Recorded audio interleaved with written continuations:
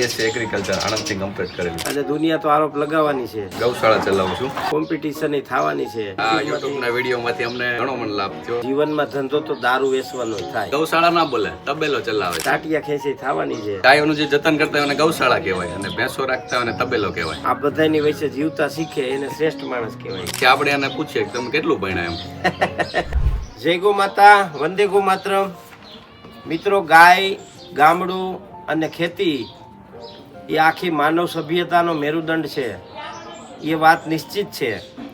અને એક પરિવર્તનની જોરદાર શરૂઆત છે કોરોના પછી, એ પણ દેખાઈ આવે છે. તો ગાય સાથે એક ભણેલ ગણેલ માણસ, એક જેણે સારી આણંદની યુનિવર્સિટીમાંથી BSc એગ્રી કર્યું અને એના પછી પણ નહીં નોકરી, નહીં મોટો ધંધો અને ગાય સાથે જોડાણા. તો એવા અમારા મિત્ર, શું નામ ભાઈ તમારું? મારું નામ વિક્રમભાઈ વલ્લભભાઈ આહિર. અરે વાહ, કયું ગામ? મારું ગામ ભદ્રાવળ, તળાજા તાલુકો, જિલ્લો ભાવનગર. બહુ સરસ. અને ભણતર શું છે તમારું? ભણતર BSc એગ્રીકલ્ચર આણંદથી કમ્પ્લીટ કરેલું છે. બહુ સરસ. અત્યારે શું કામ કરો? અત્યારે હું ગૌશાળા ચલાવું છું. 150+ ગાયો રાખું છું. સુરતમાં 150+ ગાયો રાખું છું અને બધી મિલ્કિંગ વાળી ગાયો બધી સુરત રાખું છું અને બધી કાફ અને ગાભણ ગાયો બધી ભદ્રાવળ રાખું છું. તમને તો સારી નોકરી મળી જાય 50,000 વાળી, તો તમે શું આ ગાયોનું બધું હલાડ કરીને બેઠા? નોકરી મળે એ મારે સ્ટાર્ટિંગમાં લાસ્ટ યરમાં મને પ્લેસમેન્ટ મળી ગયું હતું કોલેજમાંથી જ જોબનું, બિયારણની કંપનીમાં. પણ એ મેં છોડીને, મતલબમાં મારે ગામડે 100 વીઘા દાદાની જમીન છે બાપા. તો હવે ફ્યુચરમાં કોઈ એવો વિકલ્પ નહોતો કે એ જમીન કોણ સાચવશે. એવા અમારા ભાઈઓ છે, અમે 7 ભાઈઓ છે. પણ 7 ભાઈઓ બધા ડૉક્ટરી લાઇનમાં છે, કોઈ એડવોકેટમાં છે, કોઈ વકીલમાં છે, અલગ અલગ લાઇનમાં છે. તો પછી મારો નિર્ણય કે આ બધી જમીન છે સોના જેવી, તો એ જમીન કોણ સાચવશે. તો પછી એ ધ્યાનમાં રાખીને પછી મેં 20 ગાયોથી શરૂઆત કરી. ત્યારે અમારી પાસે 150+ ઘી ગાયો છે અને સુરતમાં બધું જ દૂધ સેલિંગ કરીએ છીએ. 100 રૂપીસથી 125 રૂપિયા લીટર સુધી દૂધ સેલિંગ કરીએ છીએ. અને અત્યારે મને જોબ કરતાં, બિઝનેસ કરતાં અત્યારે આમાં બહુ આનંદ મળે છે. લગ્ન થઈ ગયા બાકી, આમાં પછી છોકરી નથી દેતું. લગ્ન થઈ ગયા છે, 2 વર્ષ થઈ ગયા છે. વાંધો નહીં. પહેલા મારા સસરાને એવું કહેતા કે આ જમાઈ તો કે ગાયો રાખે છે. મેરેજના 1 વર્ષ પછી મારા સસરાએ અત્યારે 20 ગાયો કરી. અરે વાહ. અને હવે ઈ મેણું ભાંગી ગયું. કારખાનું ચલાવતા, કારખાનું બંધ કરીને અત્યારે 20 ગાયો અત્યારે ગામડે કરીને સુરત બધું દૂધ મોકલે છે 100 લીટર. હવે તમને કહેતા જમાઈ મારું દૂધ વેચી દે છે. મિત્રો, ખરેખર ભણતર જરૂરી છે. ભણતરના આપણે વિરોધી નથી, પણ ભણ્યા પછી માણસને એ નોલેજ, એ જ્ઞાન, ભણતરનો જે અનુભવ અને ભણતરની આવડત એને ક્યાં કામે લગાડવી ખૂબ જ મહત્વનું છે. આ ભાઈ જો ધારે તો કેટલાય ખેડૂતને બટેટા પોરવી શકે, બરોબર ને? એક સારી કોઈ કંપનીમાં રહે અથવા તો ડુપ્લિકેટ પ્રોડક્ટ પોરવે, ડુપ્લિકેટ બિયારણ પોરવે, ડુપ્લિકેટ દવા કરાવી શકે, સસ્તા મોંઘું ઘણું કરાવી શકે. પણ આ એનું એક ઉદાહરણ છે, ઉત્તમ ઉદાહરણ છે કે તમારી પાસે આવડત હોય, તમને ભગવાને જ્ઞાન સંપત્તિ રૂપે જ્ઞાન દીધું હોય, તો એને યોગ્ય દિશા આપવી અને એમાંથી પણ સમાજની સેવા. જેમ કે આ ભાઈ કોકની ઘીરે ભલે 100 રૂપિયામાં દૂધ પુગાડે, પૈસા તો મિત્રો ગમે ત્યાંથી કમાઈ લે માણા, વાંધો નહીં, પણ શરીરની તંદુરસ્તી એ વેસાતી ન જડે. એટલે તમે કોક પાસેથી પૈસા લ્યો ને એનો વાંધો નહીં, તમે માગીને લ્યો છો, ભાવ નક્કી કરીને લ્યો છો, એ સોરી નથી, પણ એની અરે સિટિંગ કરો ને એ મહાપાપ છે એમ.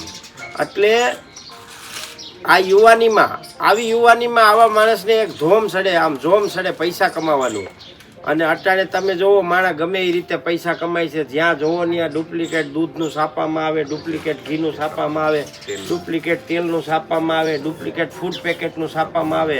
અને નાનું ન પકડાય, પકડાય એટલે સીધું 50 ટન 60 ટન એવું ઘી પકડાય.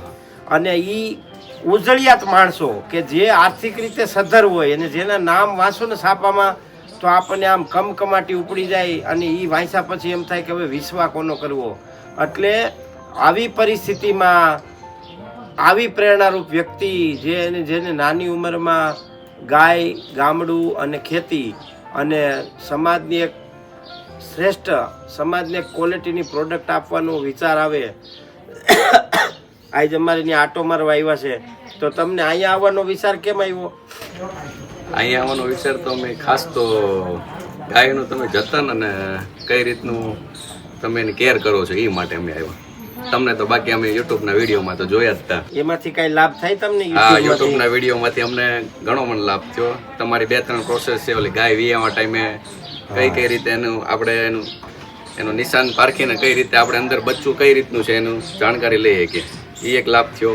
પછી ગાય વીયાય ત્યારે એને કઈ રીતની જગ્યા રાખવી જોઈએ, એને આંચળનું આવ જોઈને કઈ રીતની એની જગ્યા રાખવી, એક લાભ થયો. બહુ સરસ. 2 લાભ મેં યુટ્યુબના વિડીયોમાંથી જોયા. બહુ સરસ. એટલે તમને ટૂંકમાં ઉપયોગી થયા? ઉપયોગી થયા છે. પછી ખાસ તો મેં કીધું આ રૂબરૂ જઈને આપણને વધારે ગાયોની શું કઈ રીતનું છે આપણે માહિતી લેવા માટે મેં. તમને ગાય રાખ્યા પછીનો કઈ અનુભવ શેર કરવો હોય તો કેવું લાગે છે? આમ લાઈફ કેવી લાગે? લોકો તમને કેવી નજરથી જોવે? કારણ કે ગાય વાળાને તો ગમારની નજરથી જોવે, ગમડિયાની નજરથી. હા, એ થોડું ઘણું મતલબમાં આપણે જોઈએ તો ગાય રાખીએ એટલે બધા એમ નોર્મલી આપણને કે આ તો તબેલો ચલાવે છે. ગાય વાળા, હા, ગાયો રાખતા ગૌશાળા ના બોલે, તબેલો ચલાવે છે એટલે આપણને વધારે પેલું થાય, ગુસ્સો આવે. તબેલામાં ને ગૌશાળામાં ફેર ઈ સમજાવી દો તમે જરાક. પછી આપણે એને એ રીતની વાત કરીએ કે જે ગૌશાળા હોય ને એને ગાયોનું જે જતન કરતા હોય એને ગૌશાળા કહેવાય, અને ભેંસો રાખતા હોય એને તબેલો કહેવાય. જનરલી આમ સિટીમાં ભણે ગળે લોકો બધા કહે કે તબેલો ચલાવે છે. તો પછી આપણે એને પૂછીએ કે તમે કેટલું ભણ્યા એમ, એ રીતે એમને સમજાવું ઘણાને ગ્રુપમાં જે નજીકમાં હોય એ રીતનું. પછી ગાયો રાખ્યા પછી આપણને મારા પરિવાર બધાને, અમારું 48નું ફેમિલી છે પણ બધાને ગાયો પ્રત્યે લગાવ બહુ છે. ત્યારે નાનું બાળકથી માંડીને દર શનિ રવિ અમે ગૌશાળા ટાઈમ સ્પેન્ડ કરીએ, અને સારા પર્વો હોય, તહેવારો હોય તોય અમે ગૌશાળામાં ટાઈમ સ્પેન્ડ કરીએ. કંઈ મતલબ એટલે તમને હવે ગાય આવીને મજા આવે છે, બહુ મજા આવે છે. બહુ સરસ. મિત્રો, જીવનમાં ધંધો તો દારૂ વેચવાનો થાય અને નોનવેજ વેચવાનો થાય, અને ઘણા ડુપ્લિકેટ બિસ્કિટ વેચવાનો કરે છે, એટલે ધંધા તો ઘણાય થાય. પણ એક જેને કહેવાય ને મર્યા પછી ઈશ્વરના ચોપડે હિસાબ કરવાનો થાય, તો એ આપણે કોકને સાથી ઠોકીને કહીએ કે જિંદગીમાં એક ભેળસેળ નથી કરી એટલે નથી જ કરી, બરોબર છે. અને દુનિયા તો આરોપ લગાવવાની છે, કોમ્પિટિશન થવાની છે, ટાટિયા ખેંચી થવાની છે. આ બધાની વચ્ચે જીવતા શીખે એને શ્રેષ્ઠ માણસ કહેવાય, બરોબર ને? બરાબર.